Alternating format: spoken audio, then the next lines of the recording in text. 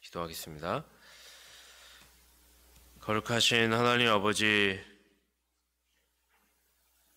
이 세대, 향락이 가득한 세대, 참된 복이 없어 기갈하는 세대, 주님께서 말씀하시는 팔복을 통하여 하나님이 주신 참된 복으로 들어가 구원에 이르며 영원한 생명을 누리며 참된 천국의 사람으로 확인하며 주의 나라 갈 때까지 그 복을 또한 전하는 자들 되기를 원하오니, 하나님께서 이 새벽에 하나님 말씀을 듣고 마음에 번민하고 깨닫고 주님의 나라에 참여하기 원하는 모든 자들에게 은혜 베풀어 주시기를 간절히 소원합니다.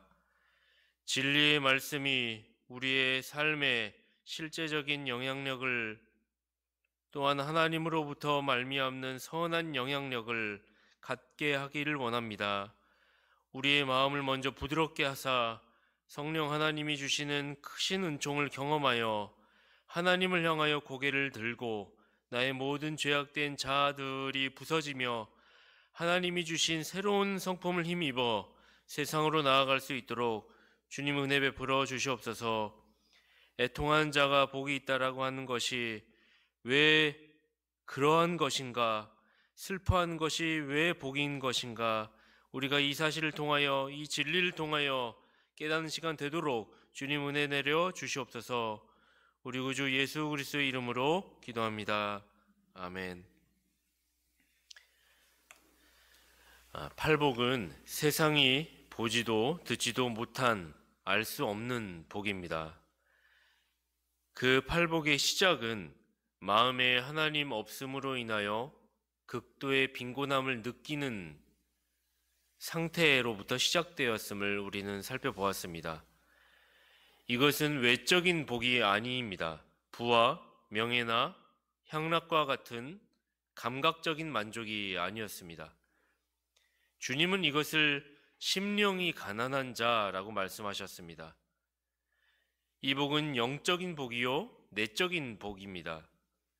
마찬가지로 그 다음에 오는 복, 애통하는 자에 대한 복, 이 복 또한 세상이 알 수 없는 복이지요. 우리는 결국 참된 복이 심령이 가난함에서부터 시작되어 그 마음의 내적 경향성이 자신 안에 하나님 없음으로 인하여, 그 빈곤함으로 인하여 하나님의 은혜를 열망하며 하나님의 은총을 추구하며 나아가는 것으로 시작하는 회개로부터 불러일으켜지는 것을 알게 됩니다. 그래서 이 심령이 가난하게 되면 자연스럽게 죄를 깨닫게 되고, 죄를 느끼게 되고, 죄를 미워하게 되고, 그 죄를 내가 짓고 있다라고 하는 것에 대한 인식으로부터 하나님을 떠나 있는 자신의 상태를 발견하게 됨으로써 슬퍼하는 감정을 느끼게 됩니다. 이 감정은 인간 개인의 욕구를 위한 감각적이거나 유흥적인, 관능적인 감정이 아니죠. 이 감정은 창조주이신, 구속주이신, 심판주이신 하나님 앞에 선 정직한 심령을 입은 자의 감정으로서 피조물이 느끼게 되는 감정이요, 정서라고 할 수 있습니다. 이러한 경향성, 애통하는 것이 무엇인지 오늘 구체적으로 살펴보도록 하겠습니다. 첫째로 우리는 팔복이 말하는 애통이 어떤 애통인지 살펴보겠습니다. 인생을 살다 보면 인간은 영혼을 가진 존재로서 수많은 감정을 느끼게 됩니다. 인생의 희노애락 속에 기쁨과 슬픔은 모든 정서를 주관하는 감정일 것입니다. 그런데 보통 웃고 즐거운 것을 긍정적이며 복된 것이라 우리는 생각하게 되는데요. 그러나 팔복은 주님이 말씀하시는 복의 그 시작, 심령이 가난함과 그리고 애통하는 복은 다른 시작을 우리에게 가르쳐주고 있습니다. 특별히 슬퍼하라라고 하는 것이 왜 복일까요? 그런데 모든 슬퍼하는 감정이 다 복을 양산하는 것은 아닙니다. 왜냐하면 슬퍼하는 것에도 위조된 애통이 있기 때문입니다. 우리는 모든 슬픔이 복을 가져다 주는 것은 아님을 알아야 한다는 것이죠. 거룩한 애통과 구별되는 애통이 있기 때문입니다. 그와 같은 것이 성경에도 여러 가지 경우가 나와 있습니다. 다윗의 아들 암논은 그의 이복누이 다말을 연모했습니다. 그래서 그녀를 안고 싶어서 심히 애통해하며 알아 누웠죠. 여기서 암논이 느끼는 감정도 슬픔이 아니겠습니까? 그러나 이것은 팔복의 애통과는 완전히 다른 애통이죠. 자신의 순수하지 못한 정욕을 만족시킬 수 없어서 흘리는 눈물이기 때문입니다. 아합 왕 아시죠? 아합 왕은, 북이스라엘의 아합 왕은 나봇이라고 하는 경건한 사람의 포도원을 매입하기를 원했죠. 정상적인 가격을 주고 자기가 사겠다고 하는데도 나봇이 그것을 허락해 주지 않았습니다. 나봇은 그렇게 하지 않았던 이유가 조상 기업으로부터 말미암는 땅이기 때문에, 기업 분배, 그러니까 이것은 단순히 돈과 돈의 거래를 통하여 오고 갈 수 있는 땅이 아니라 하나님께서 주신 언약의 땅이므로 그의 신앙에 의하여 이 땅을 팔 수가 없었던 것이죠. 그러니 아합이 이것을 보고 열왕기상 21장 4절에 보면 근심하고 답답하여 궁으로 돌아와 침상에 누워 얼굴을 들이키고 식사를 아니하였다고 이렇게 얘기를 하고 있습니다. 근심하고 답답하여 애통해하며 슬퍼하였던 것을 우리가 보게 되는 것이죠. 자신의 탐심을 만족시키지 못하는 것에 대한 슬픔. 암논, 다윗의 아들 암논도 마찬가지요. 아합도 마찬가지로 이 애통은 마귀적인 애통이라고 할 수가 있겠습니다. 또한 자신이 선한 일을 해놓고서 뒤늦게 후회하는 애통도 있죠. 출애굽하기 전에 바로 왕이 이스라엘을 데리고 있지 않습니까? 그때 10가지 재앙을 본인이 경험하게 되면서 마지막 10번째 장자의 재앙을 통하여 크게 애통하며 슬퍼하며 이제는 안 되겠다고 이스라엘 백성들을 놓아주겠다고 명령을 하죠. 그러나 뒤늦게 이 명령을 번복하면서 가슴 아파하며 결국 자신의 결정을 번복하게 됩니다. 여기에서도 자신의 그 애통하는 마음이 후회하는 마음이었음을, 그것이 결국 참된 팔복에서 이야기하는 애통하는 것과는 거리가 먼 애통. 세상 사람들은 이와 같은 애통을 많이들 하게 됩니다. 우리가 대표적으로 예수님의 제자였던 가룟 유다를 알고 있습니다. 그는 주님을 팔아넘긴 뒤에 뒤늦게 후회하며 슬퍼했습니다. 그는 자신의 죄를 본인이 깨닫기까지 했죠.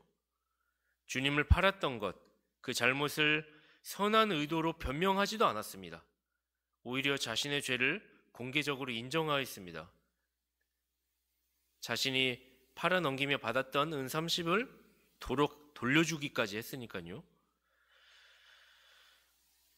지옥에 간 가룟 유다. 그러나 현재 오늘을 살고 있는 많은 형식적인 교인들보다도 훨씬 많은 것을 한 셈입니다. 왜 그렇죠? 그는 자신의 죄를 인정하고 깨닫고 그리고 행동으로 거기에서 온 탈취물을 다시 반납하기까지 했으니까 말입니다. 그리고 슬퍼하며 애통해하며 이것을 어찌할까 고민하였죠. 그러나 그의 애통은 생명에 이르는 회개로 나아가지 못했습니다. 단지 죽음에 이르는 후회만 했을 뿐 참된 팔복의 애통을 하지 못했다는 것이죠. 앞서 말씀드린 몇 가지 사례들은 위조된 애통이라 할 수가 있겠습니다. 슬퍼하지만 그 슬퍼함이 결국 참된 복으로 나아가지 못하는, 오히려 위조된 애통은 악한 것이고 마귀적인 것이었습니다. 그것은 자신의 욕망을 취하지 못하게 된 것에 대한 분노의 표출이요, 자기 의를 내세우지 못하게 된 데서 온 결핍에 대한 방어 기제요, 욕심일 뿐이죠. 우린 또 현대교회에서 흔히 보게 되는 위조된 애통이 있다면, 말씀 집회를 통하여서 찬양 집회라고 하죠. 젊은 사람들이 많이 갖게 되는 집회 형태인데요. 악기를 가지고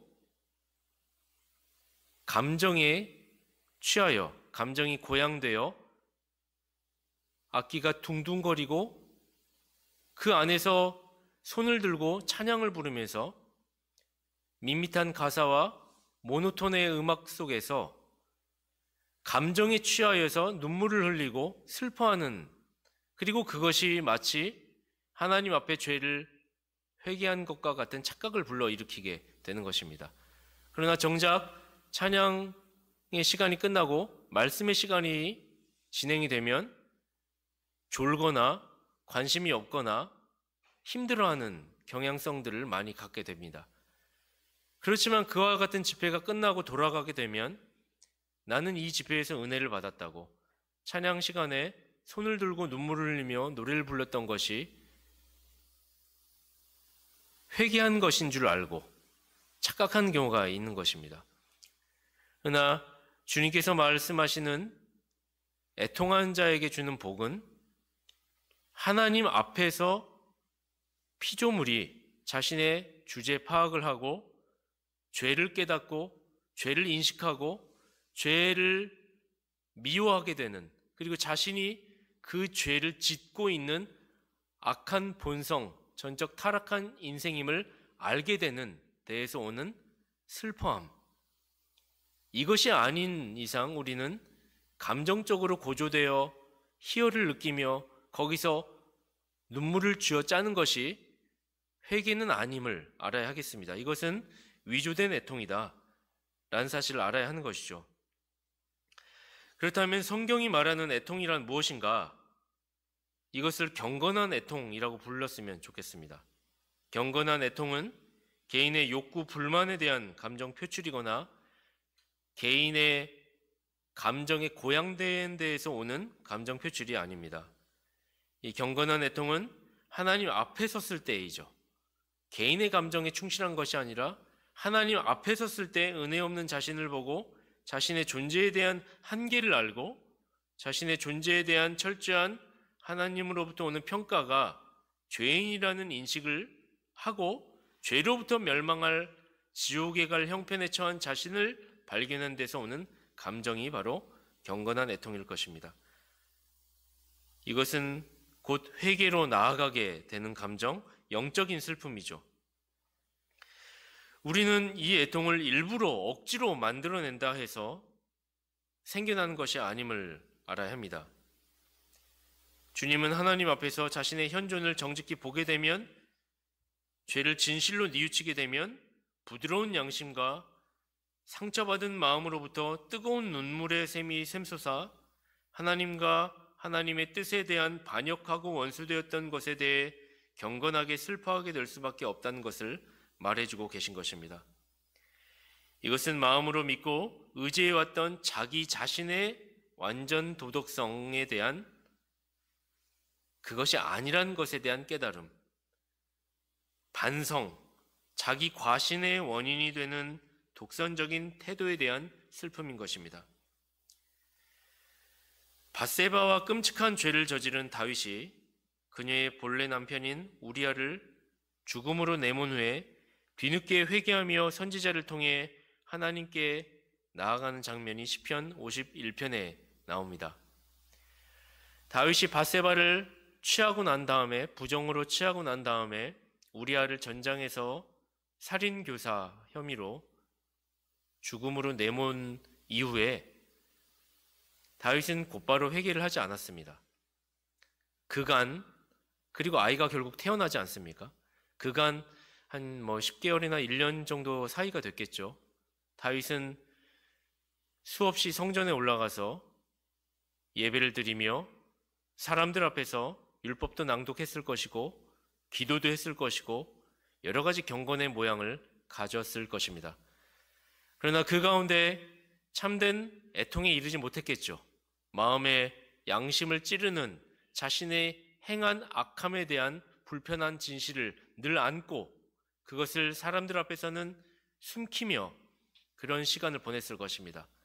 그러면서 합리화하면서 자기의 신앙이 그래도 여전히 평안하다 생각했을지도 모르겠습니다. 그러나 나단 선지자가 이것이 하나님을 떠난 것임을 다윗을 향하여 직접 언급하며 그의 잘못을, 그의 죄를 책망하였을 때 다윗이 그 앞에 무너지게 되죠. 이 시편 51편에 다윗이 바세바를 간음한 이후에 회개한 고백이 우리에게 주는 교훈은 여기 있습니다. 비록 다윗이 너무나 악한 것은 맞습니다. 이것을 우리는 그 잘못 자체를 변호해 주어서는 안 될 것입니다. 하지만 동시에 성경이 다윗의 이런 면모를 가르쳐 줄 때 우리는 반면교사를 삼아야 할 것입니다. 하나님의 마음에 합한 자라고 알려져 있는 그 칭찬을 받은 다윗의 성정이 그러할진대 하물며 장래의 모든 인생들은 어떠겠느냐라고 하는 관점으로 우리가 이 말씀을 본다면 우리는 참 다윗의 고백이 구원 얻은 회개한 자의 고백이다. 이 고백을 우리가 동일하게 마음으로 느끼고 할 수 있는 자들이 되어야 할 것이다 라는 것이죠. 시편 51편 10절에서 12절에 이렇게 다윗이 고백을 합니다. 하나님이여 내 속에 정한 마음을 창조하시고 내 안에 정직한 영을 새롭게 하소서. 나를 주 앞에서 쫓아내지 마시며 주의 성신을 내게서 거두지 마소서. 주의 구원의 즐거움을 내게 회복시키시고 자원하는 심령을 주사 나를 붙드소서. 17절에도 하나님의 구하시는 제사는 상한 심령이라. 하나님이여 상하고 통회하는 마음을 주께서 멸시치 아니하시리이다. 다윗은 사무엘하 12장 13절에서도 나단의 책망 앞에 자신을 변호하거나 나단을 징계하거나 결코 그렇게 하지 않고 곧바로 자신의 현존을 깨달으며 내가 여호와께 죄를 범하였습니다라고 고백을 합니다. 이러한 애통은 마치 영광의 주를 십자가에 못 박은 것이 나의 죄 때문입니다라고 하는 고백을 한 자들의 특징이다. 그와 같은 것이 우리의 고백이 되어야 함을 우리에게 가르쳐 주는 것입니다. 이것이 너무 엄격하거나 너무 지나치게 들려서는 안 될 것입니다. 우리는 주님이 가르쳐 주신 팔복, 심령이 가난한 자, 애통하는 자가 주는 복에 대한 이야기, 이것이 엄격한 율법적 훈계가 아니라 복에 관련된 것임을 주님께서 그것을 우리에게 가르쳐 주시고 우리가 이것을 경험하기 원하며 이것을 향하여 전진해야 함을 우리에게 요구하고 계신다는 사실을 알고 우리는 우리 자신의 마음의 경향성, 회개로의 초대 앞에 우리가 어떻게 반응하고 있는지, 반응했었는지를 다시 한번 점검하는 시간을 가져야 할 것입니다. 둘째로 우리는 애통하는 자에 대한 하나님의 응답이 무엇인지 살펴보게 됩니다. 죄를 인식하고 죄를 슬퍼하며 죄를 버리기를 소망한 사람에게 주님은 구원자의 도움이 절박하게 필요하다는 것을 깨닫게 하시죠. 그리고 그 죄를 고백한 자에게 오늘 본문 하반절에 애통하는 자는 복이 있나니 저희가 위로를 받을 것이며 라고 이야기하고 계신 것입니다.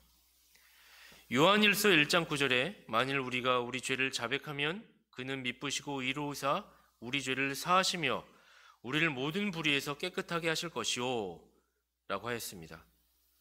하나님은 자신의 죄로 인한 경건한 애통의 눈물을 흘린 자에게 그가 죄를 자백함으로써 그리스도를 붙들게 하사 구원의 복을 성령 하나님의 은혜를 통해 적용시켜 주신다는 것입니다. 자신의 죄를 자백하면 사해 주신다. 그렇게 되면 신자는 위로를 받게 되는데 거기로부터 그 위로 안에서 신자는 성령 안에서 신자는 그리스도 안에서 신자는 평안과 기쁨을, 자유와 소망을 경험하고 바라보게 된다. 이것이 애통한 자가 누리는 위로의 복인 것입니다. 참된 자유, 율법의 종된 자에서 그 죄를 인식하고 죄의 올가미에서 벗어나 주님이 주시는 죄로부터의 해방, 하나님으로부터의 자유, 그리고 내적인 그 갈급함 속에서의 주님을 붙들었을 때 주어지는 충만함, 평안, 기쁨이 참된 위로로 우리 가운데 누려질 수 있는, 그것이 애통한 자에게서 주시는 위로의 복이다라는 것입니다. 또한 이 위로는 영원히 이 세상과 죄악에서 떠날 때 받게 되는 최후의 심판대 앞에서의 위로이기도 합니다. 그때 심판대 앞에서 신자는 슬픔과 한숨이 사라질 것입니다. 누가복음 16장에 부자와 나사로의 비유해 보면 천국에서 아브라함은 지옥에 있는 부자에게 이렇게 얘기하죠. 누가복음 16장 25절에 네 집에서 구걸한 그는 여기서 위로를 받고 라고 말을 합니다. 그러니까 예수님께서 얘기해 주시는 거죠. 네 집에서 구걸한 그는 여기서 위로를 받고, 나사로는 살아생전에 가난으로 멸시를 받고 살았지만 그는 세상이 보기에는 볼품 없었을지라도 내면에는 그리스도를 붙드는 신앙으로 영원한 나라의 상급으로 위로를 받았음을. 또한 부자는 어떻죠? 부자는 자신이 살아생전에는 온갖 향락적이고 물질적인 것으로부터 말미암는 세상이 말하는 복을 누렸겠지만 실제 주님이 말씀하시는 애통하는 자에게 누려지는 복을 누리지 못했죠. 그 부자가 자신의 가족들에 대한 복을 허락하여 달라고 뒤늦게 탄원하였을 때 그 가족들이 복을 누릴 수 있는 유일한 길은 모세와 선지자를 통하여서다. 율법이 우리에게 주어진 바 죄를 깨닫고 그리고 주님을 향하여 회개하였을 때 그 복이 흘러넘치게 됨을 주님은 우리에게 가르쳐 주시는 것이죠. 그래서 우리는 무엇을 중요하게 여겨야 하는가? 이 땅에서 세상은 우리에게 수많은 고민들을 떨쳐내보라고 얘기할지 모르겠습니다. 그냥 일단 웃으면서 하하호호 고민을 떨쳐내보라고 할지 모르겠습니다. 하지만 주님은 온전한 위로, 영원한 위로는 이 땅에서 자신의 존재에 대한 바른 인식, 죄에 대한 깨달음, 죄에 대한 슬픔을 느끼는 것, 죄를 유일하게 해결할 수 있는 길이 그리스도께 있음을 알고 그를 붙드는 신앙을 가지는 것에 위로가 있음을, 그래서 애통하라고 말씀하시는 것을 우리는 알아야 할 것입니다. 애통한 자는 복이 있나니, 이 애통하는 이란 단어가 그 시제가 현재 시제임을 우리는 본다면 이 애통하는 것이란 현재 계속적인 체험을 말하는 것을 알아야 할 것입니다. 그래서 날마다의 삶 속에서 죄를 인식하고 이 죄가 하나님을 떠나게 하는 큰 문제이며 나의 상태임을 날마다 우리가 인식하며 애통하고 애통해야 합니다. 그리하여 주님의 은혜를 붙들어야 하겠죠. 주님 도와달라고 기도해야 할 것입니다. 주님은 그런 자에게 위로해 주실 것입니다. 이 땅에서의 위로뿐만 아니라 영원한 나라에서의 위로까지 보증해 주실 것입니다. 말씀을 마치겠습니다. 오늘 두 가지 살펴보았는데요. 첫째로 애통한 자가 복이 있다라고 했을 때 누가 애통한 자인가? 우리는 먼저 위조된 애통을 주의해야 할 것입니다. 그것은 결코 복됨을 허락하지 않습니다. 우리는 경건한 애통을 향해 매진해야 할 것입니다. 죄의 인식과 그에 대한 깨달음, 그 죄인이 바로 나라는 사실 앞에 이것이 하나님을 떠나 하나님의 뜻을 어기고 하나님의 마음을 아프게 하는 죄임을 알고 슬퍼하고 죄를 미워하고자 하는 상태, 이것이 경건한 애통임을 알고 이것을 느끼는 자, 그에게 복이 있다라는 사실을 알아야 할 것입니다. 둘째로 애통한 자에 대한 하나님의 응답은 그가 위로를 받게 될 것이다. 현실에서 주님이 주시는 평안과 기쁨, 자유와 소망을 누리게 될 것이다. 그리고 영원한 나라 심판대 앞에서 슬픔과 한숨이 거둬들이게 되는 천국의 참된 천국을 경험하게 되는 은혜를 입게 될 것임을 우리에게 가르쳐 주는 것입니다. 그런 애통한 자에게 주어지는 복이 저와 여러분에게 있게 되기를 간절히 소원합니다. 기도하겠습니다. 하나님 아버지, 천국의 사람, 우리가 팔복을 통하여서 하나하나 배워나갈 때 우리에게 주시는 깨달음과 감동이 있다면 그와 같은 복된 자로서의 복을 누리는 자로서의 삶을 우리가 살아나갈 수 있도록, 순종할 수 있도록 우리에게 힘과 의지를 더하여 주시기를 간절히 소원합니다. 우리 마음에 작게라도 부딪히는 것들이 있다면 죄인이라고 하는 것, 심령이 가난하다라고 하는 것, 그 외에도 이제 앞으로 보게 된 8가지 복이 우리의 본성과 부딪히는 내용들이 하나하나 선포가 될 때 주님께서 주시는, 성령 주시는 순종함에 따르는 복을 향하여 우리의 거짓된 자아가 있다면 꺾어 부서뜨리게 하시고 하나님이 주신 크신 은총 가운데 은혜를 누리며 나아갈 수 있도록 주님 도와주시기를 간절히 소원합니다. 세상에 나아가 참된 복된 사람으로 사는 것이 우리의 그리스도인의 의무이며 책임인 줄 압니다. 그러기 위하여 주님이 주신 복된 삶을 우리가 경험하여 소금과 빛이 되는데 세상으로부터 선한 영향력을 미치는데 나아갈 수 있도록 도와주시옵소서.